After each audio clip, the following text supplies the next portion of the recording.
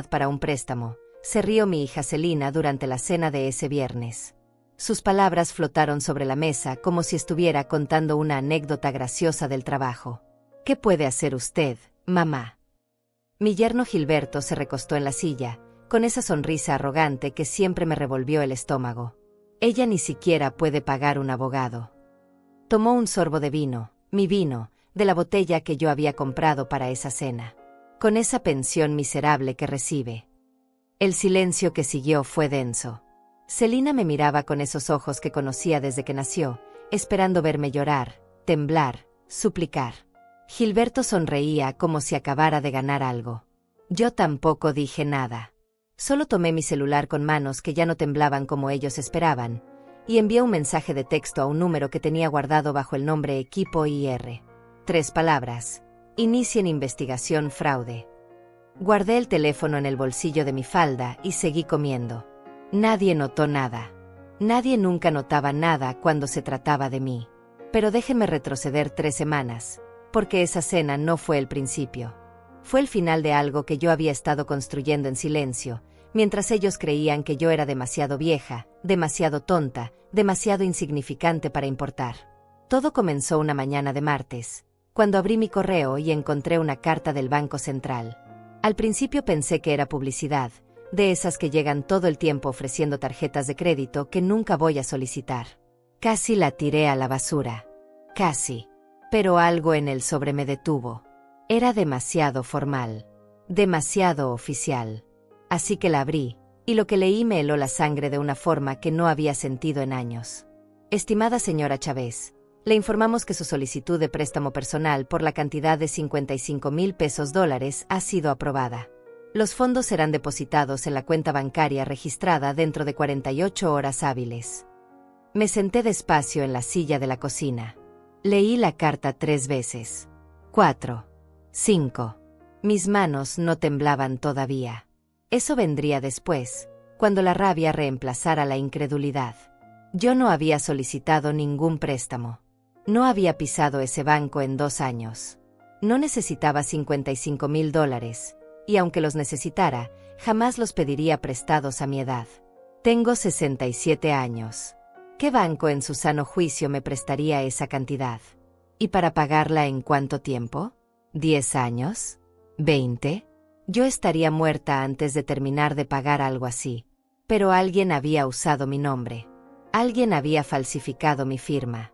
Alguien había presentado documentos con mi identidad y había conseguido ese dinero. Y yo sabía exactamente quién había sido. Celina había llegado a visitarme 2 meses atrás, en una de esas visitas cortas que hacía cada 3 o 4 semanas. Siempre llegaba con prisa, siempre tenía alguna excusa para irse rápido. Esa vez había venido con una carpeta llena de papeles. Mamá, necesito que firme estos documentos, me había dicho, dejando la carpeta sobre la mesa de la cocina. Son cosas del seguro médico, actualizaciones que hay que hacer cada año. Yo había firmado sin leer, sin preguntar, porque era mi hija, porque confiaba en ella, porque una madre siempre quiere creer que sus hijos son buenos, incluso cuando toda la evidencia dice lo contrario. Ahora, sentada en mi cocina con esa carta en las manos, entendí lo que había hecho. Había falsificado documentos de préstamo y me había hecho firmarlos haciéndome creer que eran otra cosa. Había usado mi identidad, mi nombre, mi historial crediticio que mantuve impecable durante 40 años de trabajo honesto. Respiré hondo, muy hondo. Y entonces hice algo que no había hecho en 5 años. Saqué mi vieja agenda de contactos, esa libreta negra que guardaba en el último cajón de mi escritorio, debajo de facturas viejas y fotografías que ya nadie miraba. Pasé las páginas amarillentas hasta encontrar el número que buscaba. Inés Ruiz. Mi ex compañera de trabajo. Mi mejor amiga durante 30 años.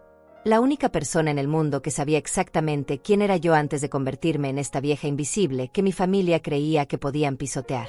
Marqué su número. Ella contestó al tercer tono. Lourdes. Su voz sonaba sorprendida. Hacía meses que no hablábamos. ¿Estás bien? Inés, dije, y mi voz salió más firme de lo que esperaba. Necesito pedirte un favor. Un favor grande. Dime. Necesito que investigues un caso de fraude de identidad. Hice una pausa. El mío. Hubo silencio del otro lado. Luego, su voz cambió. Se volvió profesional, afilada, la voz de la mujer que había trabajado conmigo en el Departamento de Investigaciones Financieras durante décadas. ¿Quién fue? Mi hija. Otro silencio. Más largo. Más pesado. Entiendo, dijo finalmente. Dame todos los detalles. Y Lourdes, vamos a necesitar pruebas sólidas antes de mover cualquier pieza. ¿Estás segura de que quieres hacer esto? Miré la carta otra vez. $55,000. Mi nombre. Mi firma falsificada. Mi vida convertida en una herramienta para que mi propia hija se enriqueciera. Estoy segura. Entonces dame 48 horas. Y no le digas nada a nadie. Nada. ¿Me escuchaste? Te escuché. Colgamos. Me quedé sentada en esa cocina donde había cocinado miles de cenas para Celina cuando era niña, donde le había enseñado a hacer tortillas, donde había celebrado cada uno de sus cumpleaños hasta que cumplió 18 y decidió que ya no necesitaba celebrar nada conmigo. No lloré. No grité. No rompí nada. Solo me levanté, guardé la carta en una carpeta nueva que marqué con la fecha, y preparé café. Porque sabía que esto iba a ser largo. Y yo había aprendido hace mucho tiempo que la venganza no se sirve caliente. Se sirve fría, calculada, con toda la paciencia que solo los años pueden enseñarte. Durante los siguientes días, actué como siempre. Celina me llamó el jueves para decirme que vendría a cenar el viernes. Dijo que tenía noticias emocionantes que compartir. Yo le dije que estaba bien, que prepararía su comida favorita. Mientras tanto, Inés trabajaba. Me llamaba cada noche con actualizaciones. Había conseguido acceso a los registros del banco. Había encontrado la solicitud de préstamo. Había comparado la firma con documentos legítimos míos que ella tenía archivados de nuestros años trabajando juntas. Es falsificación clara, me dijo el miércoles por la noche. La firma está imitada, pero cualquier experto en grafología lo detectaría en segundos. Además, los documentos de respaldo son fraudulentos. Recibos de sueldo falsos, comprobantes de domicilio alterados. Lourdes, esto no es solo un préstamo. Esto es fraude federal. ¿Cuánto tiempo tenemos antes de que el dinero se deposite? Ya se depositó. Hace 2 días. En una cuenta que no es tuya. Cerré los ojos. ¿De quién es la cuenta? De Celina Chávez. Tu hija tiene $55,000 que robó usando tu identidad, y según los movimientos bancarios, ya gastó casi $20,000. $20,000 en menos de 2 días. Me pregunté en qué. Luego recordé el carro nuevo que había visto estacionado frente a su casa la semana pasada cuando pasé por ahí. Un BMW negro, reluciente. El tipo de carro que Celina siempre había querido, pero nunca había podido comprar con su salario. ¿Qué quieres hacer?, preguntó Inés. Reúne todas las pruebas. Cada documento, cada registro, cada movimiento bancario. Y prepara el caso como si fueras a presentarlo ante un fiscal federal. Lourdes, si hago eso, tu hija va a ir a prisión. Lo sé. ¿Estás segura? Pensé en todos los años que había trabajado. 30 años investigando fraudes, desenmascarando criminales, protegiendo a víctimas inocentes de personas que creían que podían robar y salirse con la suya. Había enviado a docenas de delincuentes a prisión. Había testificado en cortes. Había recibido reconocimientos. Había sido buena en mi trabajo. Y ahora mi propia hija me había convertido en una de esas víctimas. Estoy segura, repetí. El viernes llegó. Celina apareció en mi puerta a las 7 de la tarde, con Gilberto detrás de ella. Ambos venían vestidos elegantemente. Ella traía un collar nuevo que nunca había visto, algo dorado y ostentoso que probablemente costó más de lo que yo gano en un mes de pensión. Mamá, dijo, besándome la mejilla con esa falsedad que había perfeccionado con los años. Huele delicioso. ¿Hiciste tu mole? Lo hice. Entraron como si fueran dueños del lugar. Gilberto ni siquiera me saludó. Solo se dirigió directamente al comedor y se sentó en la cabecera de la mesa, el lugar donde solía sentarse mi esposo antes de morir. Serví la cena en silencio. Ellos hablaron sin parar sobre sus vidas, sus planes, sus éxitos. Celina mencionó el carro nuevo 3 veces. Gilberto habló sobre un viaje a Cancún que estaban planeando. Ninguno de los dos me preguntó cómo estaba yo. Cuando llegó el postre, Celina se sirvió más vino. Demasiado vino. Sus mejillas estaban rojas y sus palabras empezaban a arrastrarse ligeramente. ¿Sabes qué, mamá?, dijo de repente, interrumpiendo el silencio que yo había mantenido durante casi toda la cena. Tengo que confesarte algo gracioso. Gilberto la miró con advertencia, pero ella lo ignoró. El vino la había hecho valiente. Oh, estúpida. A esas alturas, era lo mismo. Usé tu identidad para un préstamo, dijo, y se rió. Se rió como si fuera la broma más divertida del mundo. Y ahí fue cuando todo empezó. El vino tinto manchó el mantel blanco cuando Celina dejó caer su copa mientras se reía. No hizo nada por limpiarlo. Solo siguió riendo, con esa risa aguda que me recordó a cuando tenía 15 años y había descubierto que podía manipularme con lágrimas falsas. $55,000, mamá, continuó, limpiándose las lágrimas de risa de las esquinas de los ojos. Firmaste todo sin siquiera leer. ¿Te acuerdas? Esos papeles del seguro médico, punto. Hizo comillas en el aire con los dedos, burlándose. Gilberto la miraba con una mezcla de orgullo y nerviosismo. Podía ver que no estaba completamente cómodo con que ella lo dijera así, tan abiertamente, pero tampoco la iba a detener. Él era de esos hombres que disfrutan ver a las mujeres hacer el trabajo sucio mientras ellos se quedan en las sombras. Gilberto me ayudó con los documentos, agregó Celina, señalándolo con el dedo mientras se servía más vino. Él conoce gente en el banco. Hicimos todo perfecto.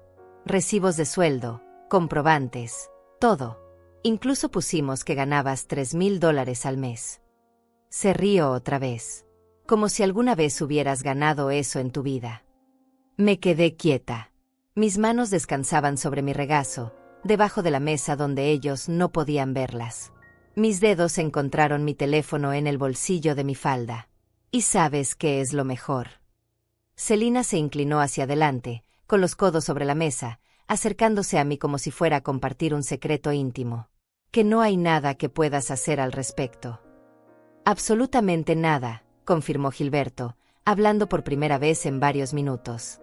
Su voz era suave, casi amable, lo que la hacía más cruel. Mira, Lourdes, seamos realistas. Tú no tienes dinero para contratar un abogado decente. Tu pensión apenas te alcanza para vivir. Y aunque tuvieras dinero, ¿quién te va a creer? Tú firmaste los documentos. Tu firma está ahí, en todo. Dirías que te engañamos, claro, pero somos tu familia. ¿A quién creen los jueces? ¿A una anciana confundida o a su propia hija? Anciana confundida. Esas palabras se clavaron en algún lugar profundo, pero no dejé que llegaran a mi rostro. Además, continuó Gilberto, tomando un trozo de pan y mordiéndolo con calma, ya gastamos parte del dinero. El carro, algunos arreglos en la casa, ropa, cosas que necesitábamos. Incluso si quisieras hacer algo, el dinero ya no está. Tendrías que demandarnos civilmente, y eso tomaría años. Años que tú no tienes, seamos honestos. Celina soltó una risita. Y para cuando se resuelva algo, ya habremos pagado el préstamo cómodamente. Con pagos mínimos, claro, pero lo haremos. Así que técnicamente, ni siquiera estamos robándote. Solo usamos tu nombre prestado. Prestado, repetí. Fue la primera palabra que dije desde que ellos habían entrado a mi casa hacía 2 horas. Exacto, dijo Celina, como si le estuviera dando la razón. Prestado. Y deberías estar agradecida, mamá. Ese préstamo está mejorando tu historial crediticio. Cuando lo paguemos, tu puntaje va a subir. Gilberto sonrió. Deberías decirnos gracias. El silencio que siguió fue diferente a todos los silencios anteriores. Este tenía peso. Tenía textura. Podía sentirlo presionando contra mi pecho, contra mis pulmones, exigiendo que dijera algo, que reaccionara, que me derrumbara de la forma que ellos esperaban. En cambio, saqué mi teléfono. Lo hice lentamente, sin apuro. Lo desbloqueé con mi huella digital y abrí mis mensajes. Busqué el contacto que decía equipo IR y escribí esas 3 palabras que había estado esperando escribir durante 3 semanas. Inicien investigación fraude. Lo envié. El sonido del mensaje saliendo fue apenas un susurro en el silencio del comedor. Guardé el teléfono de vuelta en mi bolsillo y levanté la mirada hacia ellos. Ninguno de los dos había notado nada. Estaban demasiado ocupados saboreando su victoria, demasiado seguros de que yo era impotente. ¿No vas a decir nada?, preguntó Selina después de un momento, con el ceño fruncido. Estaba empezando a molestarse con mi silencio. Ella quería una reacción. Quería verme llorar, suplicar, gritar. Quería el drama que justificaría lo que había hecho. ¿Qué quieres que diga?, pregunté con voz tranquila. No sé, algo. Grita, llora, amenázanos. Haz algo típico de ti. Típico de mí. Sí, ya sabes. Hazte la víctima. Eso es lo que siempre haces, ¿no? Te la pasas quejándote de lo sola que estás, de lo difícil que es tu vida, de cómo nadie te valora. Selina se recostó en su silla, cruzando los brazos. Pues ahora tienes una razón real para quejarte. Gilberto se rió entre dientes. Dale, Lourdes. Déjalo salir. Di que somos malos hijos, que no te merecemos, que después de todo lo que hiciste por nosotros, así te pagamos. Aunque siendo honesta, interrumpió Selina, tampoco es que hayas hecho tanto por mí. Siempre estabas trabajando, ¿recuerdas? Papá fue quien me crió realmente. Tú solo llegabas a dormir y a darnos órdenes. Eso no era cierto. Yo había trabajado dobles turnos para que ella pudiera ir a una escuela privada. Había rechazado ascensos que me hubieran obligado a viajar para poder estar en casa cada noche. Había sacrificado una carrera internacional brillante para ser madre. Pero nada de eso importaba ahora. Para Selina, mi vida entera era un fracaso que la había decepcionado. Papá me dejó algo de dinero cuando murió, continuó ella, con la voz más dura ahora.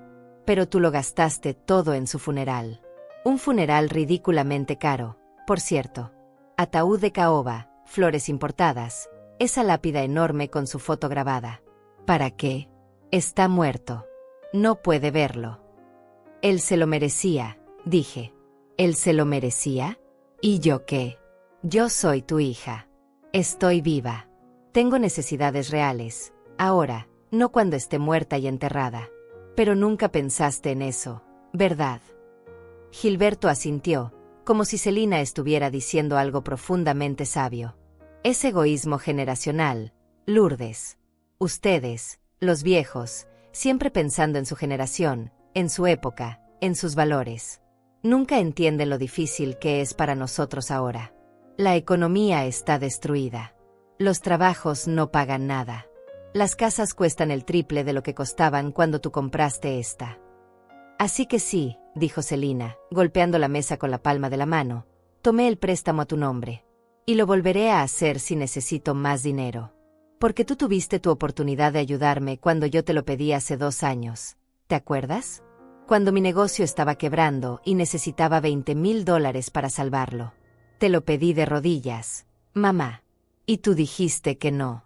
Yo había dicho que no porque su negocio era una estafa de multinivel, uno de esos esquemas piramidales que prometen hacerte rica vendiendo productos que nadie necesita. Le había explicado eso.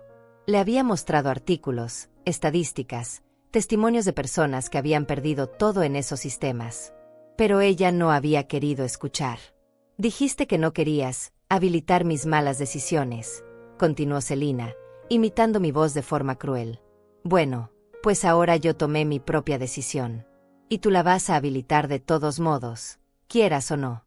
Se levantó de la mesa, tambaleándose ligeramente por el vino. Gilberto la siguió. Él puso su mano sobre mi hombro al pasar, apretándolo con fuerza, casi dolorosamente. Gracias por la cena, Lourdes, dijo. Y gracias por el préstamo. Se fueron riendo. Escuché el motor del BMW encenderse afuera, ese motor caro que yo había pagado sin saberlo. Vi las luces traseras desaparecer por la calle. Me quedé sentada en mi comedor, rodeada de platos sucios y copas vacías, con la mancha de vino rojo extendiéndose sobre el mantel blanco como sangre. Mi teléfono vibró. Un mensaje de Inés. Recibido. Iniciando protocolo. No hagas nada más. Déjanos trabajar.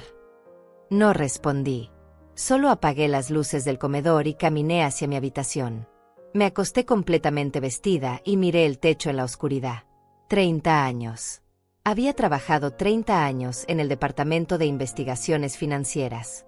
Había desmantelado redes de fraude que movían millones de dólares. Había enviado a prisión a banqueros corruptos, contadores criminales, estafadores profesionales. Conocía cada estrategia, cada truco, cada forma en que alguien podía intentar robar usando documentos falsos. Y mi propia hija acababa de confesarme que había hecho exactamente eso. Cerré los ojos. Y por primera vez en 3 semanas, sonreí. El sábado por la mañana desperté a las 6, como siempre. El cuerpo no olvida décadas de rutina solo porque ya no tienes que ir a trabajar. Me preparé café y me senté junto a la ventana de la cocina, observando cómo el sol comenzaba a iluminar la calle vacía. Mi teléfono sonó a las 7 en punto. Inés. Buenos días, dijo, sin preámbulos. Tengo noticias. Dime. Hablé con Ricardo Morales. ¿Lo recuerdas? Trabajaba en la Fiscalía Federal cuando nosotras estábamos activas. Ahora es jefe de la División de Delitos Financieros. Lo recuerdo. Le conté el caso. Sin nombrarte todavía, solo los detalles del fraude. Lourdes, él quiere reunirse contigo personalmente. Dice que con tu experiencia y las pruebas que tenemos, esto podría convertirse en un caso de ejemplo. Tomé un sorbo de café. Estaba amargo, pero me gustaba así. ¿Qué tan rápido podemos mover esto? Eso depende de ti. Si presentas la denuncia formal el lunes, ellos pueden iniciar la investigación de inmediato. Tendrían una orden de cateo lista para el miércoles, tal vez el jueves a más tardar. ¿Y el arresto? Hubo una pausa. Lourdes, cuando arrestemos a Celina, no habrá vuelta atrás. ¿Entiendes eso, verdad? Una vez que el FBI entra a su casa, una vez que la esposen, su vida cambia para siempre. Tendrá antecedentes penales. Perderá oportunidades de trabajo. La gente la va a juzgar. Ella me robó $55,000 usando mi identidad, dije con voz plana. Ella ya eligió cómo cambiar su vida. Solo quiero asegurarme de que está segura. Estoy segura. Bien. Entonces el lunes a las 9 de la mañana, te espero en las oficinas federales del centro. Trae todos los documentos que tengas, la carta del banco, cualquier papel que Celina te haya dado a firmar, estados de cuenta, todo. Colgamos. Me terminé el café mirando por la ventana. Un gato callejero cruzó la calle. 2 casas más abajo, el señor Pacheco sacaba la basura. La vida seguía su curso normal, ajena al terremoto que estaba a punto de desatar. El domingo Celina me llamó. Su voz sonaba animada, casi cantarina. Mamá, ¿cómo estás? Bien. Oye, quería disculparme por lo del viernes. Tomé demasiado vino y dije cosas que no debí decir de esa manera. De esa manera. Bueno, ya sabes, fui muy directa. Muy honesta. Pero es que a veces siento que necesitamos hablar con claridad en esta familia, ¿sabes? Sin tantos rodeos. No dije nada. De todos modos, continuó, quiero invitarte a comer el próximo domingo. Aquí en mi casa. Voy a hacer ese pollo al horno que te gusta. Y podemos hablar, como madre e hija, sin Gilberto interrumpiendo todo el tiempo. Sin Gilberto. Bueno, él va a estar, pero ya sabes a qué me refiero. Será más relajado, más familiar. ¿Qué dices? Está bien. ¿En serio? Sonaba sorprendida, como si hubiera esperado que yo rechazara la invitación. Perfecto. Entonces te veo el domingo a la 1. Ah, y mamá, en serio, perdón por lo del viernes. A veces el alcohol me suelta la lengua. Colgó antes de que yo pudiera responder. Me quedé mirando el teléfono en mi mano. Ella creía que estaba arreglando las cosas. Creía que con una disculpa superficial y una invitación a comer, todo volvería a la normalidad. Creía que yo era lo suficientemente tonta, lo suficientemente desesperada por su cariño, como para olvidar lo que había hecho. El lunes llegó frío y nublado. Me vestí con el traje gris que había usado en mi último día de trabajo, 5 años atrás. Todavía me quedaba bien. Me peiné con cuidado, me puse los aretes de perlas que mi esposo me había regalado en nuestro 20º aniversario, y tomé la carpeta manila donde había guardado todos los documentos. El edificio federal estaba en el centro de la ciudad, un monstruo de concreto y vidrio de 12 pisos que siempre me había parecido más intimidante que elegante. Pasé por seguridad, donde el guardia me reconoció. «Señora Chávez», dijo, con los ojos abiertos de sorpresa. «¿Es usted? Hace años que no la veía por aquí». «Hola, Miguel».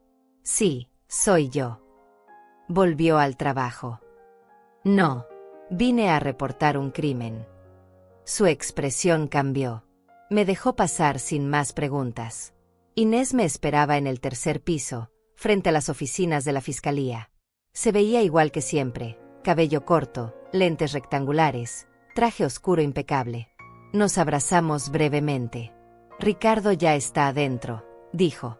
«Está muy interesado en este caso. Lourdes. Muy interesado». Entramos a una sala de conferencias pequeña donde un hombre de unos 50 años revisaba documentos sobre una mesa larga. Ricardo Morales.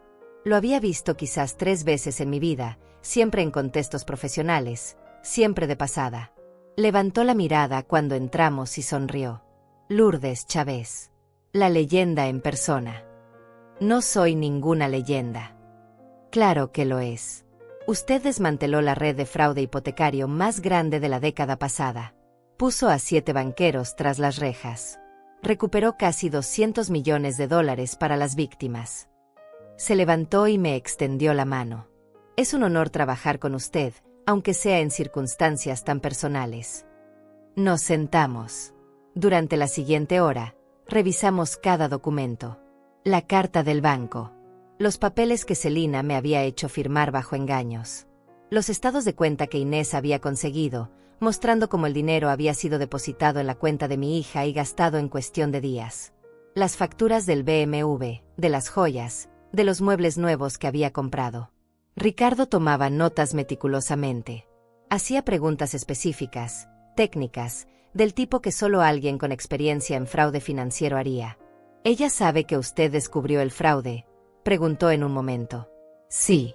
Me lo confesó el viernes durante la cena». Sus cejas se levantaron. «¿Se lo confesó?». «Voluntariamente». Estaba borracha. Y creía que yo no podía hacer nada al respecto. ¿Por qué creía eso? Porque soy vieja. Porque mi pensión es pequeña. Porque no tengo dinero para contratar un abogado. Hice una pausa. Porque nunca le conté sobre mi carrera. Nunca le dije a qué me dedicaba realmente durante todos esos años. Ricardo intercambió una mirada con Inés. «Su propia hija no sabe que usted era investigadora financiera». Le decía que trabajaba en un banco, en el departamento de papeles y archivos. Nunca entró en detalles, y ella nunca preguntó. No le interesaba. Eso es. Buscó la palabra, extraordinario. Es triste, corregí. Pero me sirve ahora. Revisamos el caso durante 2 horas más. Al final, Ricardo cerró su carpeta y me miró directamente. «Señora Chávez, tengo que hacerle una pregunta muy seria. ¿Usted quiere proceder con esto? Porque si avanzamos, su hija va a ser arrestada. Va a enfrentar cargos federales por fraude de identidad, falsificación de documentos y posiblemente lavado de dinero si descubrimos que hay más transacciones involucradas. Estamos hablando de entre 3 y 10 años de prisión, dependiendo de cuántos cargos se sostengan. Su yerno también será investigado como cómplice. Sus vidas se van a destruir». «Mi vida ya está destruida», respondí. «Mi propia hija me robó. Me mintió. Se burló de mí en mi propia casa. Me llamó anciana confundida. Y lo peor es que lo hizo creyendo que yo era demasiado débil, demasiado tonta, demasiado insignificante para defenderme. ¿Y usted quiere demostrarle que estaba equivocada?». «No. Quiero que enfrente las consecuencias de sus actos». Yo pasé 30 años de mi vida asegurándome de que los criminales se enfrentaran consecuencias. No voy a hacer una excepción solo porque comparte mi sangre. Ricardo asintió lentamente. Entiendo. Y respeto su decisión. Abrió otra carpeta. Entonces esto es lo que va a pasar. Hoy mismo inicio la investigación formal. Para el miércoles tendremos todas las órdenes listas. El jueves, un equipo del FBI va a ejecutar un cateo en la residencia de su hija. Si encontramos lo que esperamos encontrar, y con su testimonio como víctima y testigo experto, procederemos con el arresto inmediato. El jueves. El jueves. Me quedé callada por un momento, procesando. En 4 días, Celina estaría bajo arresto federal. En 4 días, toda su vida cambiaría para siempre. Hay algo más que debes saber, dije finalmente. Ella me invitó a comer el domingo. En su casa. Dijo que quería disculparse apropiadamente. Ricardo sonrió. No fue una sonrisa amable. ¿Y usted va a ir? Sí. Perfecto. Entonces use ese almuerzo para observar. Vea qué más tiene en esa casa que no debería poder pagar. Tome fotos, si puede hacerlo discretamente. Cualquier evidencia adicional nos ayuda. ¿Quiere que espíe a mi propia hija? No. Quiero que documente el crimen que ella cometió contra usted. Tenía razón. Eso no era espiar. Eso era hacer exactamente lo que había hecho durante 30 años. Recolectar evidencia, construir casos, asegurarme de que la justicia se hiciera. Firmé la denuncia formal. Mi mano no tembló ni una sola vez. Salí del edificio federal a las 2 de la tarde. El cielo seguía gris, amenazando con lluvia. Caminé hasta la parada del autobús y esperé bajo el techo de plástico transparente, viendo pasar los carros. Una ciudad entera moviéndose, viviendo, sin saber que yo acababa de firmar la sentencia de mi propia hija. No sentí culpa. Eso me sorprendió. Había esperado sentir algo, remordimiento, duda, ese dolor punzante que viene cuando haces algo que no tiene vuelta atrás. Pero no había nada de eso. Solo una calma fría, la misma calma que había sentido durante todos esos años investigando casos, presentando evidencia, viendo cómo se llevaban a los culpables. El autobús llegó media hora después. Me senté junto a la ventana y saqué mi teléfono. Tenía 3 mensajes de Celina. Mamá, estaba pensando, ¿puedes traer tu famoso flan de cajeta el domingo? Por cierto, ¿sigues teniendo esa receta de tu mole? Quiero intentar hacerlo para Gilberto. Te quiero, mamá. Sé que he sido difícil últimamente, pero de verdad aprecio todo lo que has hecho por mí. Leí los mensajes 2 veces. 3. La última línea me quemó más que todas las confesiones del viernes. Aprecio todo lo que has hecho por mí. Como si robarme fuera algo que yo había hecho por ella. Como si el fraude fuera un favor que yo le había concedido voluntariamente. No respondí. Guardé el teléfono y cerré los ojos el resto del camino a casa. Los días siguientes pasaron con una lentitud extraña. El martes limpié la casa de arriba a abajo, aunque no estaba sucia. El miércoles reorganicé mi closet, doblando y desdoblando la misma ropa 3 veces. El jueves me senté en la sala y vi televisión sin realmente ver nada. Inés me llamaba cada noche con actualizaciones. Las órdenes están firmadas. El equipo está listo. Ricardo dice que todo procede según el plan. Cada vez, yo solo decía gracias y colgaba. El viernes por la tarde, cuando estaba preparando arroz para la cena, mi teléfono sonó. Un número que no reconocía. Señora Chávez. Sí. Habla el agente Domínguez, del FBI. Trabajo con el fiscal Morales en su caso. Su voz era joven, profesional. Solo quería confirmar que está al tanto de que ejecutaremos el cateo mañana, sábado, a las 8 de la mañana. Sí, estoy al tanto. Perfecto. Y quiero que sepa que si en cualquier momento siente que esto es demasiado, si necesita hablar con alguien o si cambia de opinión sobre proceder, puede llamarme directamente a este número. No voy a cambiar de opinión.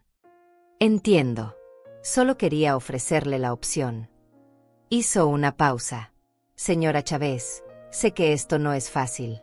Investigar a un miembro de la familia nunca lo es, sin importar lo que hayan hecho. Agente Domínguez, ¿cuántos años tiene usted? La pregunta lo tomó desprevenido. 32. Yo tengo 67. He vivido el doble de lo que usted ha vivido. Y en todos esos años aprendí algo muy importante. La familia no es quien comparte tu sangre. La familia es quien te respeta, quien te cuida, quien te trata con dignidad. Sostuve el teléfono con más fuerza. Mi hija dejó de ser mi familia el momento en que decidió robarme y burlarse de mí. Hubo un silencio largo. Sí, señora. Tiene razón. Le pido disculpas si sonó condescendiente. No lo hizo. Solo está haciendo su trabajo. Y yo aprecio eso. Colgamos. Terminé de cocinar el arroz. Comí sola en la cocina. Lavé los platos. Todo normal. Todo igual. Excepto que no lo era. El sábado desperté a las 6. Me vestí con cuidado, un suéter morado y pantalones negros. Nada especial. Desayuné avena con fruta. A las 7:30, mi teléfono sonó. Inés. Ya salieron hacia la casa de Celina. Estarán ahí en 20 minutos. Gracias por avisarme. ¿Estás bien? Sí. Lourdes, si necesitas hablar. Estoy bien, Inés. De verdad. Colgué y me senté en el sofá de la sala. Miré el reloj en la pared. Las manecillas se movían con una lentitud insoportable. 7:35. 7:40. 7:45. A las 8:07, mi teléfono vibró. Un mensaje de texto del agente Domínguez. Equipo en sitio. Iniciando procedimiento. Me imaginé la escena. Los vehículos negros estacionándose frente a la casa que Celina rentaba en esa zona bonita de la ciudad, esa casa que nunca había podido pagar con su salario real. Los agentes bajando, con chalecos que decían FBI en letras grandes.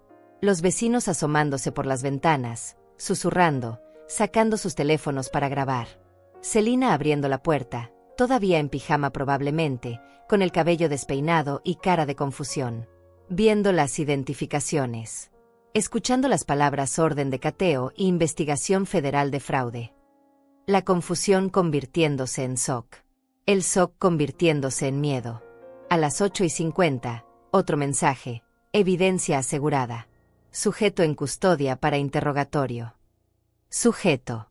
Mi hija se había convertido en el sujeto de una investigación federal. Me levanté del sofá y caminé a la cocina. Preparé más café, aunque ya había tomado 2 tazas. Mis manos estaban firmes. Mi respiración era normal.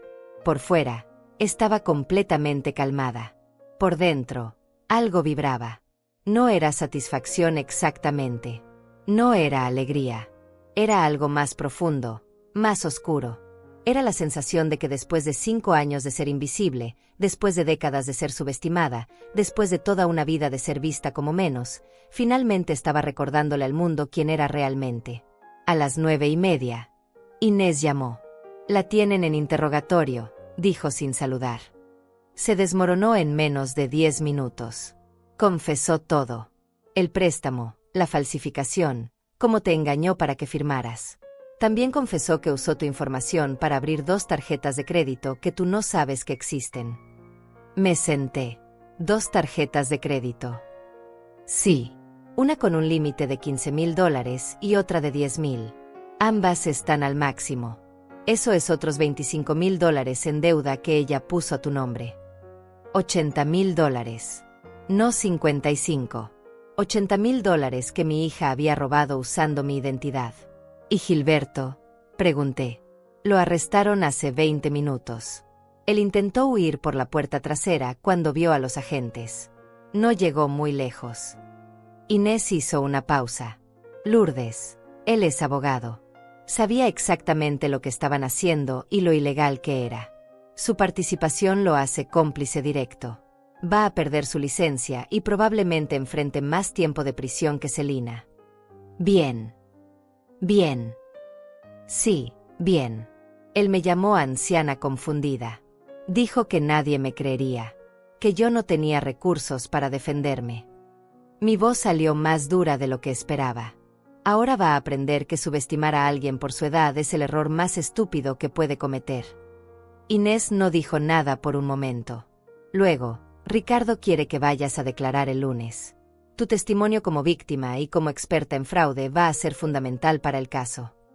Ahí estaré. Y Lourdes, hay algo más. Celina sigue preguntando por ti. Sigue diciendo que esto es un malentendido, que tú vas a explicar que ella tenía permiso, que todo fue un error de comunicación. No fue un error. Lo sé. Solo te estoy avisando que cuando vayas el lunes, probablemente te la encuentres. Y va a intentar manipularte. Que lo intente. Colgamos. Me quedé sentada en la cocina, con el café enfriándose en mis manos. Afuera, la lluvia finalmente había comenzado a caer, golpeando las ventanas con un ritmo constante. Mi teléfono vibró otra vez. Celina. Llamada entrante. Dejé que sonara. 1 vez, 2, 3, 4. Hasta que fue a buzón. 2 minutos después, un mensaje de voz. Lo escuché. Mamá, por favor, contesta. No entiendo qué está pasando. El FBI está en mi casa.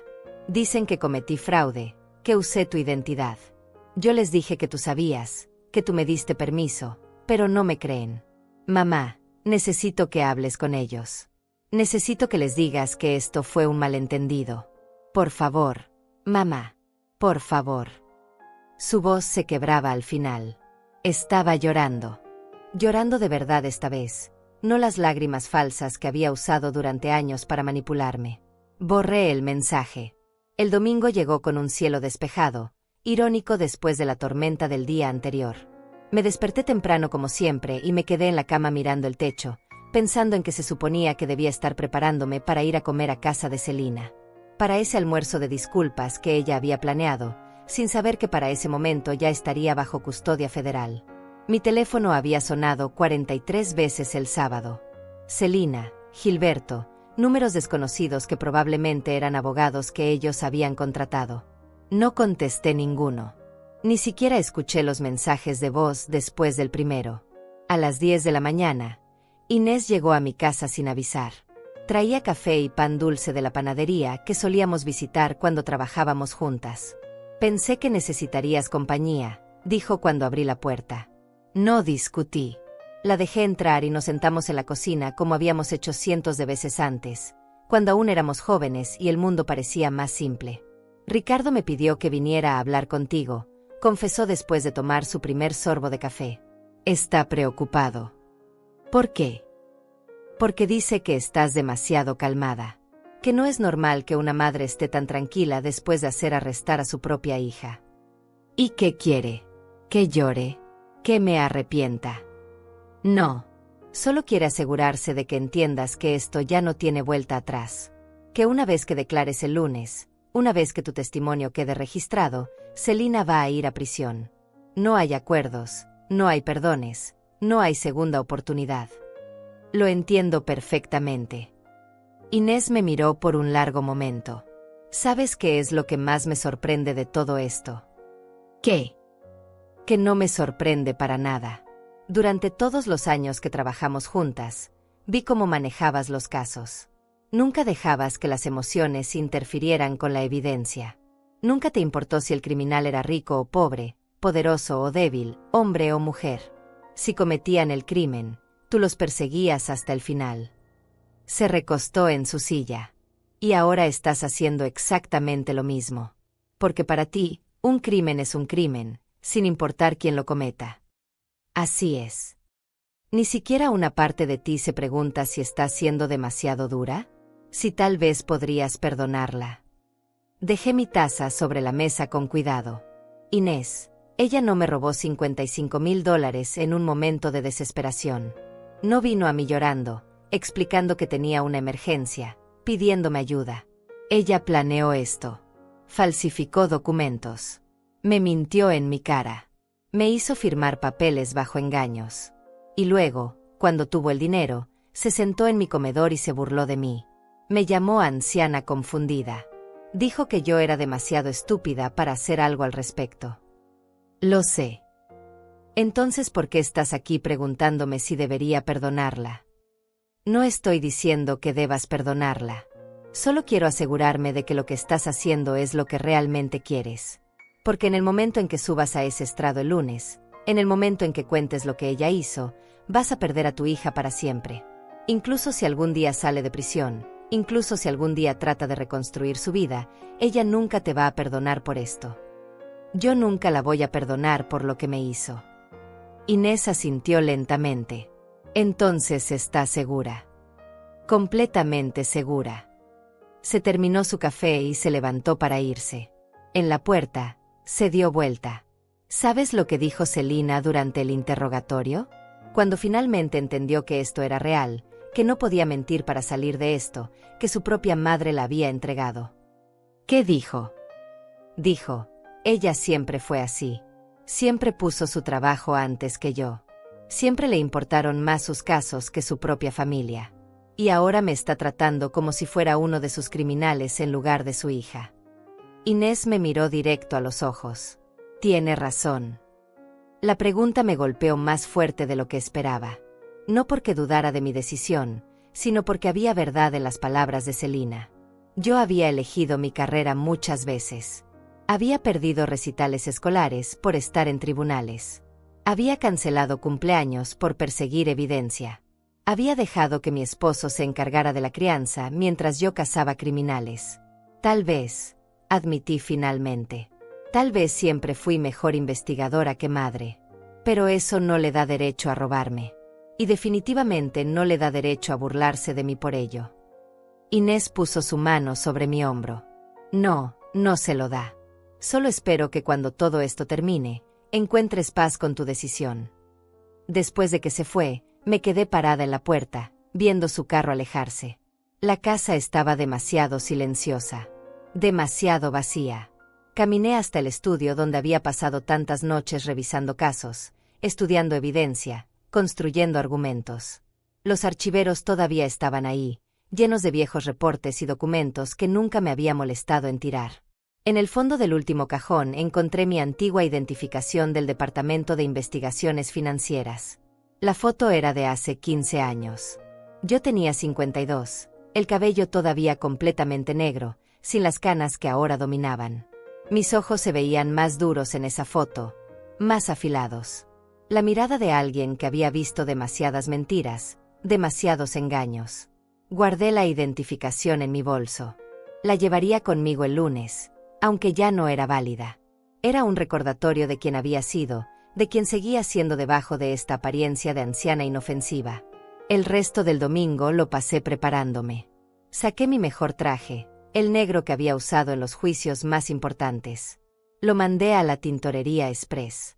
Revisé mis documentos una vez más, asegurándome de que todo estuviera en orden.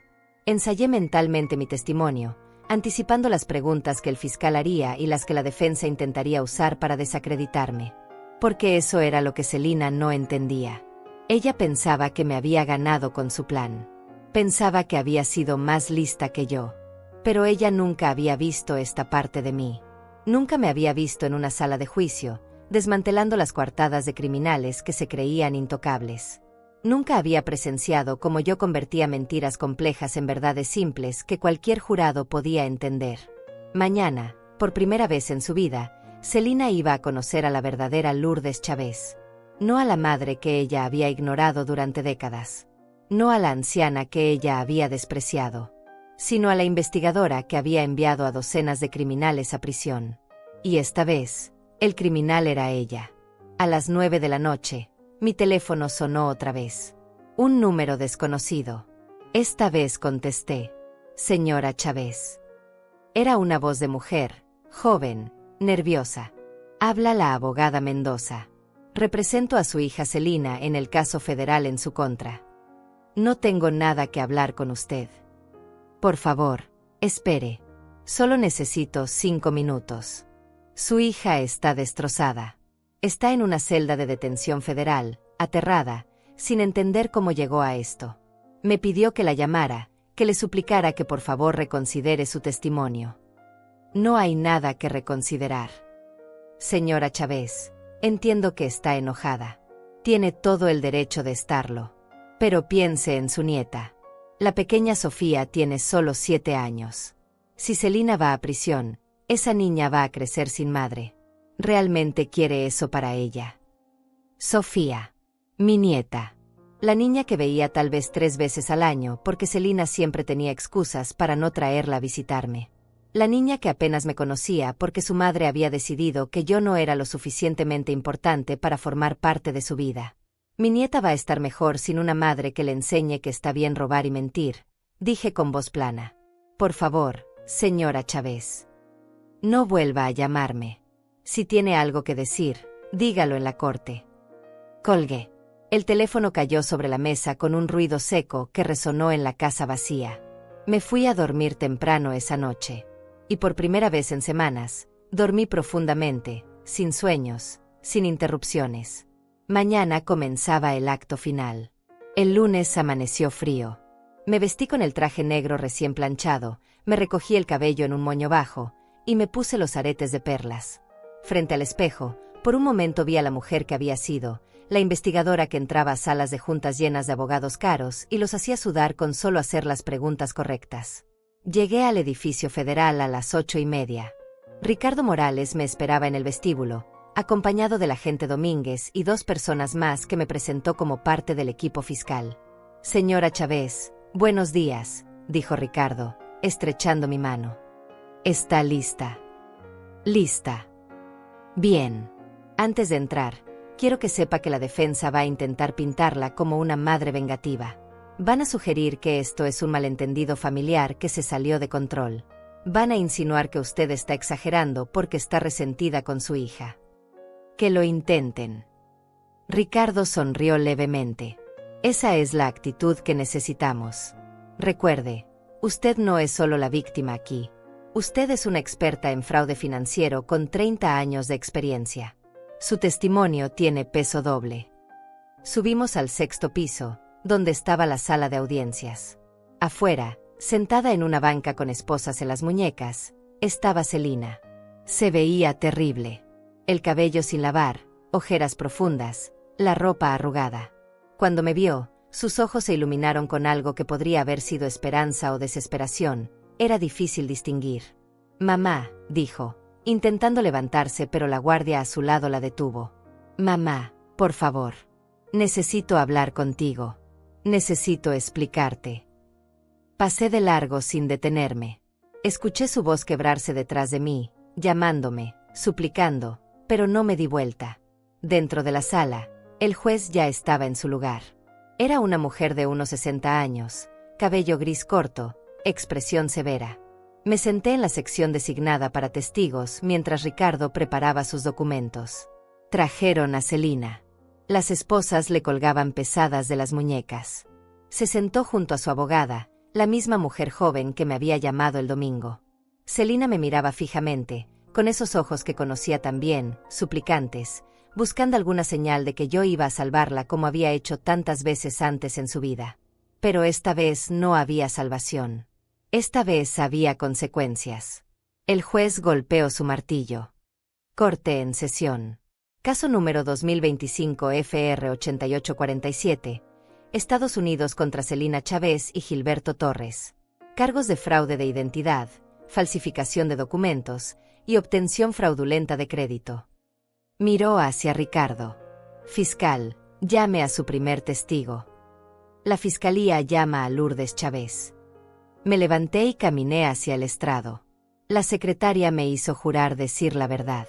Puse mi mano sobre la Biblia y juré. Luego me senté, ajusté el micrófono, y miré directamente a Ricardo. No miré a Celina.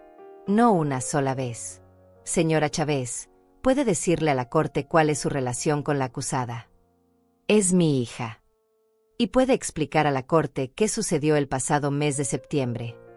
Respiré hondo y comencé a contar la historia. Los papeles que Celina me hizo firmar bajo engaños. La carta del banco que recibí semanas después. Mi descubrimiento del fraude. Todo lo conté con voz clara, sin dramatismo, solo hechos. Ricardo me mostró documentos uno por uno. La solicitud de préstamo con mi firma falsificada. Los estados de cuenta. Las facturas del BMW. Cada pieza de evidencia que habíamos recolectado durante semanas. Señora Chávez, ¿usted autorizó este préstamo? No. Autorizó la apertura de las tarjetas de crédito a su nombre. No. ¿Sabía su hija que usted no había autorizado estas transacciones? Sí. Ella me lo confesó personalmente el viernes, 13 de septiembre, durante una cena en mi casa. Me dijo que había usado mi identidad para obtener el préstamo. Me preguntó qué podía hacer yo al respecto.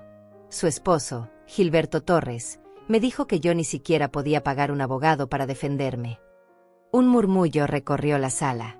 El juez golpeó su martillo pidiendo silencio.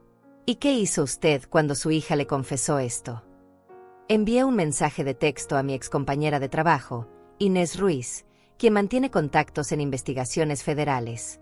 Le pedí que iniciara una investigación formal. Señora Chávez, ¿puede decirle a la corte cuál era su profesión antes de jubilarse? Esta era la parte que Celina no sabía. Podía sentir su confusión desde donde estaba sentada, aunque no la mirara. Fui investigadora senior del Departamento de Investigaciones Financieras durante 30 años. Me especialicé en casos de fraude bancario, falsificación de documentos y robo de identidad. El silencio que siguió fue absoluto. Incluso el juez levantó las cejas ligeramente. ¿Su hija sabía esto? No. Ella creía que yo trabajaba en el departamento de archivos de un banco. Nunca le interesó suficiente como para preguntar los detalles. Ricardo asintió. Señora Chávez, con su experiencia profesional, ¿puede decirle a la corte qué tipo de crimen cometió su hija? Fraude de identidad en primer grado. Falsificación de documentos oficiales. Obtención fraudulenta de crédito por un monto mayor a $50,000, lo cual lo convierte en un delito federal.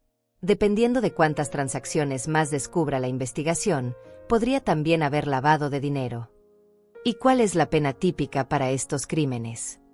Entre 5 y 10 años de prisión federal, dependiendo de los factores agravantes.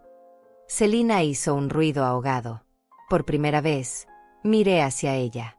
Sus ojos estaban abiertos de par en par, finalmente entendiendo la magnitud de lo que había hecho.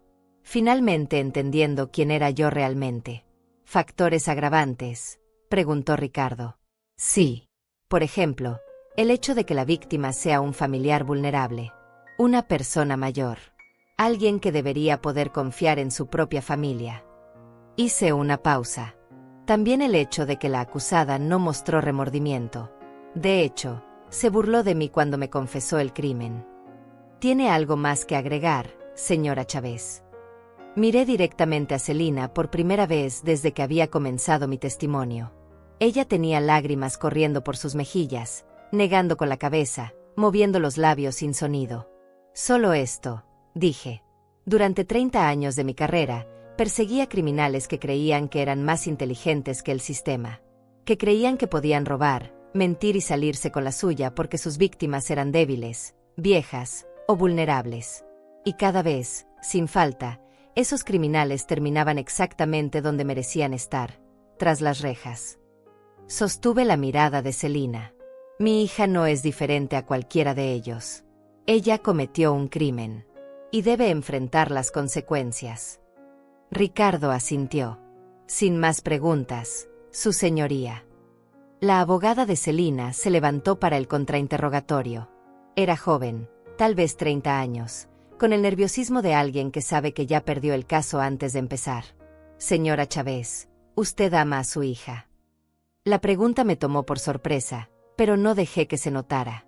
Esa pregunta es irrelevante para este caso. Con el debido respeto, creo que es muy relevante. Una madre que ama a su hija no la enviaría a prisión por un error. Esto no fue un error. Fue un crimen premeditado. ¿No es cierto que usted y su hija han tenido una relación difícil durante años? Sí. ¿Y no es cierto que su hija la ha acusado de ser una madre ausente, de priorizar su trabajo sobre ella? Ella puede acusarme de lo que quiera. Eso no le da derecho a robarme. La abogada cambió de táctica. Señora Chávez, su hija tiene una niña de 7 años. Su nieta. ¿Realmente quiere que esa niña crezca sin su madre? Esa pregunta me dolió más de lo que esperaba, pero mi voz salió firme. Quiero que mi nieta crezca sabiendo que las acciones tienen consecuencias. Que no importa quién seas o a quién conozcas, si cometes un crimen, pagas por él. Esa es una lección que su madre nunca aprendió. Tal vez ella todavía pueda aprenderla. La abogada no tenía nada más. Se rindió después de 3 preguntas más que no la llevaron a ninguna parte. Me bajé del estrado. Al pasar junto a Celina, ella extendió la mano como para tocarme, pero la retiró cuando la miré. «Mamá», susurró. «Por favor». No respondí. Salí de la sala sin mirar atrás. Salí del edificio federal y me senté en una banca del parque que estaba cruzando la calle. Mis piernas temblaban, no de arrepentimiento sino de la adrenalina acumulada durante el testimonio. Hacía 5 años que no me sentía así, con esa claridad mental aguda que venía después de entregar evidencia en una sala de juicio. Mi teléfono sonó. Inés. Lo vi todo desde la galería, dijo sin saludar. Fuiste brillante, Lourdes. Demoledora. Solo dije la verdad. Hiciste más que eso. Vi la cara del juez cuando revelaste tu experiencia profesional. Vi cómo la defensa se desmoronó. Ese caso está ganado. Todavía falta el testimonio de Gilberto. Gilberto se declaró culpable esta mañana antes de que empezara la audiencia. Aceptó un acuerdo. Va a testificar contra Celina a cambio de una sentencia reducida. Me recosté contra el respaldo de la banca. ¿Cuánto tiempo le dieron? 3 años, con posibilidad de libertad condicional después de 18 meses. Y pérdida permanente de su licencia para ejercer derecho. 3 años. El hombre que me había llamado anciana confundida iba a pasar 3 años en prisión federal. Y nunca volvería a ser abogado. Y Celina. Sin el acuerdo, si la encuentran culpable de todos los cargos, está viendo entre 7 y 10 años. Ricardo está siendo implacable. No va a ofrecer ningún trato. 10 años. Mi hija podría pasar una década en prisión. Hay algo más, continuó Inés, y su voz cambió de tono. Cuando los agentes catearon la casa de Celina el sábado, encontraron más de lo que esperábamos. ¿Qué encontraron? Documentos que sugieren que esto no fue la primera vez. Hace 2 años, cuando tu esposo murió, ella falsificó su firma en el testamento para quedarse con una parte mayor de la herencia que le correspondía. El mundo se detuvo por un segundo. ¿Qué? Tu esposo dejó instrucciones específicas de que el 60% de sus ahorros fueran para ti y el 40% para Celina. Pero ella alteró los documentos para que fuera mitad y mitad. Te robó casi $30,000 hace 2 años, Lourdes, cuando todavía estabas de luto. Cerré los ojos. Recordé esos meses después de que Héctor murió. Recordé cómo Celina se había hecho cargo de todos los papeles porque yo estaba demasiado devastada para pensar con claridad. Recordé cómo había confiado en ella porque era mi hija, porque creí que en un momento así, la familia se apoyaba mutuamente. Y ella me había robado. Incluso entonces. Incluso cuando yo lloraba todas las noches la pérdida del hombre con quien había pasado 40 años de mi vida. ¿Cómo lo descubrieron?, pregunté con voz apagada. Gilberto guardó copias de todo como seguro, en caso de que algún día necesitara usarlas contra Celina.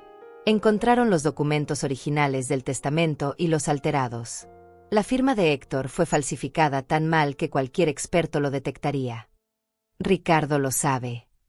Sí. Ya agregó cargos adicionales. Falsificación de testamento, fraude testamentario, robo agravado. Lourdes, con esto, ella podría enfrentar hasta 15 años. 15 años. Mi hija de 38 años entraría a prisión y saldría cuando tuviera más de 50. ¿Estás bien?, preguntó Inés después de un largo silencio. No lo sé. ¿Quieres que vaya para allá? No. Necesito estar sola. Colgué antes de que pudiera insistir. Me quedé sentada en esa banca, viendo pasar a la gente. Ejecutivos con maletines apurados hacia sus oficinas. Madres empujando carritos con bebés. Ancianos caminando despacio, disfrutando del sol de la mañana. Vida normal. Vida que continuaba sin importar que mi mundo se estuviera desmoronando por dentro. Ella había falsificado la firma de Héctor. Había robado su última voluntad, la última expresión de amor que él había dejado para mí. Lo había convertido en otra herramienta para su beneficio. El teléfono sonó otra vez. Un número desconocido. Esta vez no contesté. Dejé que fuera a buzón. Pero segundos después, un mensaje de texto del mismo número. Señora Chávez, habla la trabajadora social del DIF. Necesitamos hablar sobre Sofía Chávez, su nieta. Por favor, llámeme urgente. Sofía. Con todo lo que había estado pasando, casi había olvidado que mi nieta estaba en medio de esto. Marqué el número. Una mujer contestó al primer tono. Señora Chávez, gracias por llamar. Soy Paola Duarte, del Departamento de Integración Familiar. Dado que ambos padres de Sofía están ahora bajo custodia federal, necesitamos encontrar un hogar temporal para la niña. ¿Dónde está ahora? Con una vecina, pero solo puede quedarse ahí hasta mañana. Estamos buscando parientes que puedan hacerse cargo. Usted es la abuela materna. ¿Estaría dispuesta a recibir custodia temporal? La pregunta me golpeó de formas que no esperaba. Sofía. La niña que apenas conocía porque su madre había decidido mantenerla alejada de mí. La niña que ahora no tenía a nadie más. ¿Por cuánto tiempo sería? Hasta que se resuelva el caso de sus padres. Posiblemente meses. Posiblemente años, dependiendo de las sentencias. Necesito pensarlo. Entiendo que es una decisión difícil. Pero señora Chávez, si usted no puede hacerse cargo, tendremos que colocarla en el sistema de hogares temporales. Y sinceramente, para una niña de su edad, eso puede ser muy traumático. ¿Cuándo necesita una respuesta? Antes del miércoles. Colgamos. Me quedé mirando el teléfono en mis manos como si fuera un objeto extraño que no reconocía. Sofía. La niña con los ojos de mi hijo muerto. La niña que llevaba mi sangre, aunque su madre había hecho todo lo posible para alejarnos. Ahora no tenía a nadie más que a mí. Y yo había sido quien había puesto a su madre en prisión. Caminé de vuelta a casa en lugar de tomar el autobús. Necesitaba moverme, pensar, procesar todo lo que estaba pasando. Las calles estaban llenas de gente yendo a algún lado, todos con propósitos y destinos claros. Yo solo caminaba sin rumbo, dando vueltas por el vecindario hasta que mis pies dolieron. Cuando finalmente llegué a casa, eran casi las 4 de la tarde. Había estado caminando durante horas sin darme cuenta. Me quité los zapatos y me senté en el sofá de la sala, en esa casa demasiado grande para una sola persona. El teléfono sonó otra vez. Ricardo Morales. Lourdes, necesito informarte sobre algunos desarrollos del caso. Inés ya me contó sobre el testamento. Hay más. Revisamos los registros bancarios completos de Celina de los últimos 5 años. Encontramos un patrón de transacciones sospechosas. Pequeños retiros de tu cuenta bancaria durante años, nunca más de $200 a la vez, lo suficientemente pequeños para no levantar sospechas. ¿Cuánto? En total, aproximadamente $25,000 a lo largo de 4 años. Ella tenía acceso a tu información bancaria porque tú la pusiste como beneficiaria en caso de emergencia. Usó eso para hacer retiros pequeños pero constantes. $110,000. Ese era el total ahora. El préstamo, las tarjetas de crédito, el testamento alterado, los retiros pequeños durante años. Mi propia hija me había robado $110,000. También encontramos algo más preocupante, continuó Ricardo. Intentó sacar una segunda hipoteca sobre tu casa hace 6 meses. Falsificó documentos de propiedad y tu firma. El banco rechazó la solicitud porque los números no cuadraban, pero ella lo intentó. Mi casa. Había intentado hipotecar mi casa, el lugar donde había vivido durante 30 años, donde había criado a mi familia, donde mi esposo había muerto. Había intentado robarme incluso eso. ¿Por qué? Pregunté, aunque no esperaba una respuesta real. ¿Por qué necesitaba tanto dinero? Según Gilberto, ella tenía deudas de juego. Apostaba online, perdía, pedía prestado para recuperarse, perdía más. Era un ciclo. El dinero que te robó ni siquiera alcanzó para cubrir sus deudas. Todavía debe dinero a prestamistas privados.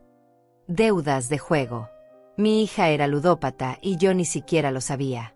No porque ella lo escondiera bien, sino porque yo nunca había estado lo suficientemente cerca para notarlo. Ricardo, ¿qué pasa con Sofía?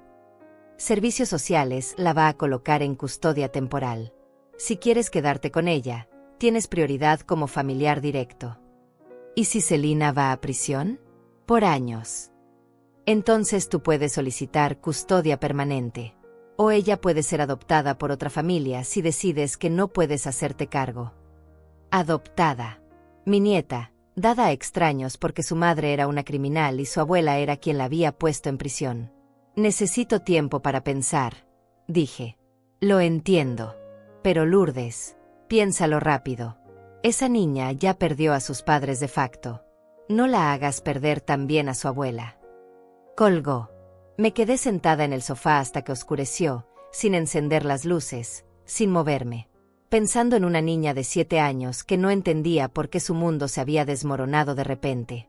El martes por la mañana llamé a Paola Duarte y le dije que sí, que me haría cargo de Sofía. No fue una decisión emocional. Fue práctica. La niña era mi responsabilidad ahora, quisiera o no. Era mi sangre, y a diferencia de su madre, yo no iba a abandonarla cuando más me necesitaba. Me trajeron a Sofía esa misma tarde. Llegó con una mochila rosa pequeña que contenía toda su vida, 3 cambios de ropa, un cepillo de dientes y un peluche de conejo desgastado. Paola la acompañó hasta la puerta y me la entregó como si fuera un paquete frágil. Sofía, ella es tu abuela Lourdes, dijo Paola con voz suave. Vas a quedarte con ella por un tiempo. La niña me miró con ojos enormes, oscuros como los de Héctor. No dijo nada. Solo apretó su conejo contra el pecho y asintió. ¿Hay algo que deba saber?, pregunté a Paola en voz baja mientras Sofía entraba tímidamente a la sala. Ha estado muy callada desde que arrestaron a sus padres. No llora, no hace berrinches, solo está ausente. El psicólogo infantil dice que está en shock. Dale tiempo, paciencia. Y si notas algo preocupante, llámame de inmediato. Se fue. Me quedé sola con esta niña que era mi nieta, pero que se sentía como una extraña. ¿Tienes hambre?, pregunté. Sofía negó con la cabeza. ¿Quieres ver tu habitación? Asintió apenas. La llevé al cuarto que había sido de Selina cuando era niña. Lo había convertido en cuarto de visitas años atrás, pero todavía quedaban algunos rastros. Una calcomanía de mariposa en la pared que nunca me molesté en quitar, marcas de lápiz en el marco de la puerta donde Héctor medía la altura de Selina cada cumpleaños. Sofía se sentó en la cama, abrazando su conejo, mirando alrededor sin expresión. Sé que esto es difícil, dije, sentándome a su lado. Sé que no me conoces muy bien. Pero estás segura aquí. Nadie va a lastimarte. Finalmente habló. Su voz era apenas un susurro. ¿Dónde está mi mamá? La pregunta que había estado temiendo. ¿Qué le dices a una niña de 7 años? ¿Le dices la verdad? ¿Le mientes para protegerla? Tu mamá cometió algunos errores muy grandes, dije cuidadosamente. Y ahora tiene que enfrentar las consecuencias de esos errores. Va a estar lejos por un tiempo. Porque tú la metiste en problemas. Me quedé helada. ¿Quién te dijo eso? Escuché a papá gritarle por teléfono a alguien. Dijo que tú la odiabas. Que querías destruirnos. Así que Gilberto le había llenado la cabeza de veneno incluso mientras lo arrestaban. Por supuesto que lo había hecho. No odio a tu mamá, dije lentamente. Pero ella me lastimó mucho. Me robó dinero. Mintió. Y cuando la gente hace cosas así, tiene que haber consecuencias. ¿Entonces es tu culpa que ella se fue? La pregunta me atravesó como un cuchillo. Porque sí, era mi culpa. Yo había sido quien había iniciado la investigación. Yo había testificado contra ella. Yo había puesto en marcha la maquinaria que terminaría enviándola a prisión por años. Es culpa de tu mamá, dije finalmente. Ella eligió hacer lo que hizo. Yo solo me aseguré de que enfrentara las consecuencias. Sofía no dijo nada más. Solo se acostó en la cama, dándome la espalda, abrazando su conejo. La dejé sola. Bajé a la cocina y me preparé té que no tomé. Solo sostuve la taza caliente entre mis manos y miré por la ventana mientras oscurecía. Los días siguientes fueron extraños. Sofía se movía por la casa como un fantasma, silenciosa, comiendo poco, hablando menos. Yo intentaba acercarme, pero no sabía cómo. Nunca había sido buena con los niños, ni siquiera con mi propia hija cuando era pequeña. Siempre había sido Héctor quien sabía cómo hacerlas reír, cómo consolarlas. El jueves, Ricardo llamó con noticias. El juicio de Celina está programado para la próxima semana. Con toda la evidencia que tenemos y el testimonio de Gilberto, es solo formalidad. Va a ser declarada culpable. ¿Cuánto tiempo? El fiscal está pidiendo 12 años. Con buen comportamiento, podría salir en 8. Tal vez 7. 7 años. Sofía tendría 14 cuando su madre saliera. Una adolescente. Ya no sería la niña que era ahora. Lourdes, hay algo más. Celina quiere verte. Pidió una reunión en la cárcel. No. Escúchame antes de negarte. Dice que quiere disculparse. Que necesita decirte algo antes del juicio. No tengo nada que hablar con ella. Como su madre, tienes derecho a hacer una declaración de impacto en el juicio. Podrías hablar frente al juez sobre cómo sus acciones te afectaron. Eso podría influir en la sentencia, para bien o para mal. Estás diciéndome que podría pedir clemencia para ella. Estoy diciéndote que tienes opciones. Si le pides al juez que considere una sentencia más ligera, él escuchará. Eres la víctima. Tu opinión importa. Colgué sin responder. No podía pensar en eso ahora. No con Sofía en el cuarto de arriba, culpándome por haberle quitado a su madre. El viernes por la noche, mientras preparaba la cena, Sofía bajó a la cocina. Se quedó parada en la entrada, observándome. ¿Necesitas algo?, pregunté. Encontré esto. Extendió su mano. En ella había una fotografía vieja, arrugada en las esquinas. Era de Celina, tal vez de 5 años, sentada en el regazo de Héctor. Ambos sonreían a la cámara. Yo debía haber tomado esa foto, aunque no recordaba el momento. Estaba en el cajón de la mesa de noche, dijo Sofía. Mi mamá era feliz cuando era niña. Sí, lo era. ¿Qué pasó? La pregunta de $1.000.000. ¿Qué había pasado con esa niña sonriente que se había convertido en la mujer que me robó y me menospreció? La vida pasó, dije finalmente. A veces las personas cambian. No siempre para bien. Tú la cambiaste. Me senté en una silla de la cocina, de repente muy cansada. Tal vez sí. Trabajaba mucho cuando ella era niña. No estaba en casa tanto como debería. Tu abuelo fue quien realmente la crió. Entonces sí es tu culpa. Las palabras de una niña de 7 años, pero cortaban como verdades dichas por un juez. Tal vez lo sea, admití. Cometí muchos errores como madre. Pero eso no justifica lo que ella me hizo. 2 errores no hacen algo correcto. Sofía miró la fotografía por un largo momento. Ella va a volver. Algún día. Pero va a ser mucho tiempo. Y yo voy a quedarme aquí. Si quieres quedarte, sí. No quiero. Su voz era pequeña pero firme. Pero no tengo a dónde más ir. Lo sé. Y lamento eso. Lamento que estés en medio de todo esto. Por primera vez desde que había llegado, los ojos de Sofía se llenaron de lágrimas. Extraño a mi mamá. Lo sé. Aunque sea mala. Aunque haya hecho cosas malas. Sigue siendo mi mamá. Lo sé. Se acercó lentamente y, para mi sorpresa, apoyó su cabeza contra mi hombro. No me abrazó, solo se quedó ahí, llorando en silencio mientras yo permanecía inmóvil, sin saber qué hacer con mis manos. Finalmente las puse sobre su espalda, torpemente, como si no recordara cómo consolar a alguien. Tal vez nunca lo había sabido. El lunes llegó el veredicto. Culpable de todos los cargos. 12 años de prisión federal. Sin posibilidad de libertad condicional antes de 8 años cumplidos. Ricardo me llamó para darme la noticia. El juez fue duro. Dijo que el abuso de confianza familiar era un factor agravante.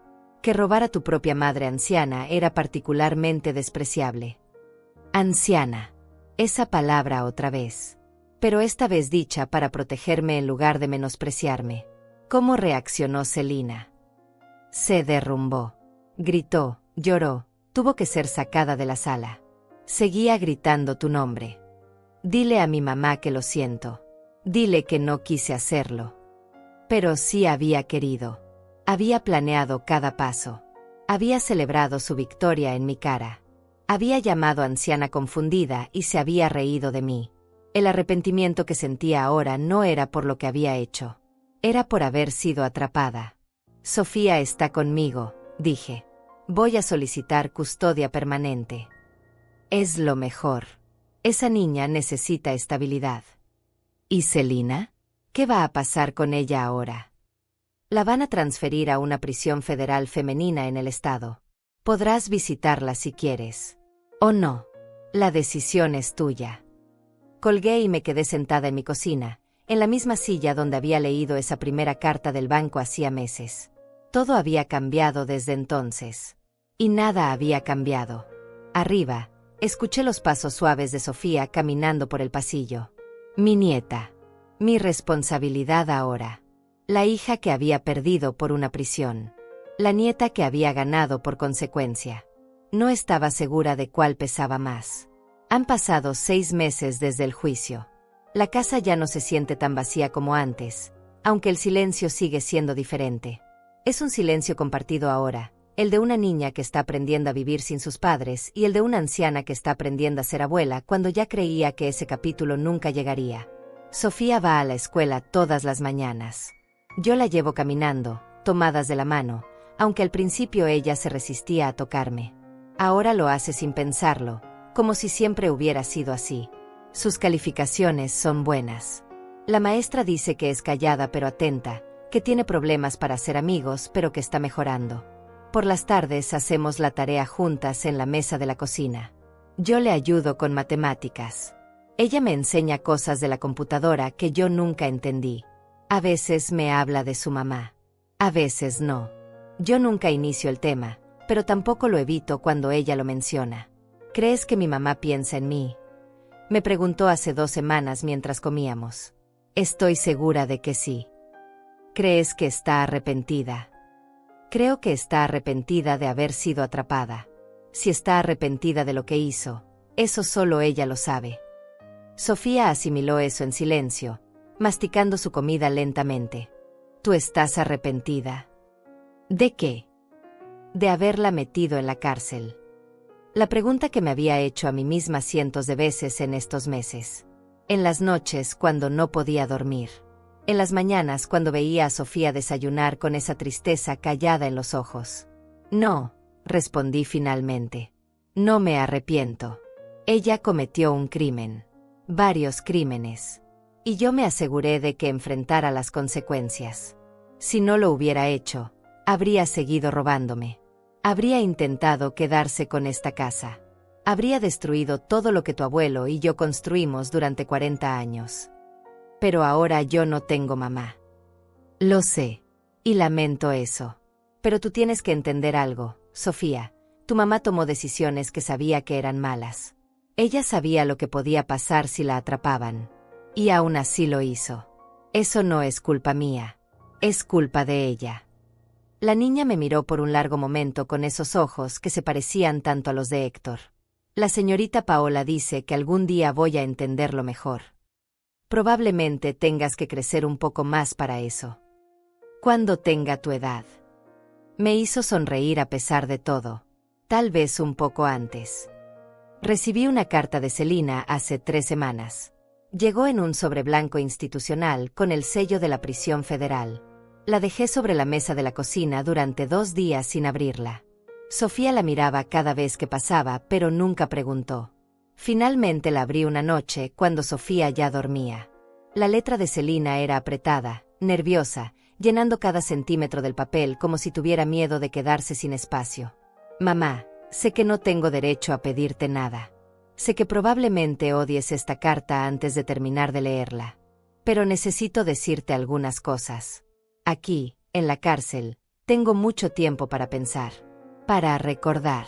Y me doy cuenta de todas las formas en que te fallé. No solo robándote, eso ya lo sabes. Sino en todas las pequeñas formas en que te menosprecié durante años. Cada vez que no te llamé. Cada vez que cancelé una visita. Cada vez que te traté como si fueras un estorbo en lugar de mi madre. Dejé de leer ahí. Doblé la carta y la guardé en el cajón donde guardaba las facturas viejas. Tal vez algún día la terminaría de leer. O tal vez no. Todavía no lo había decidido.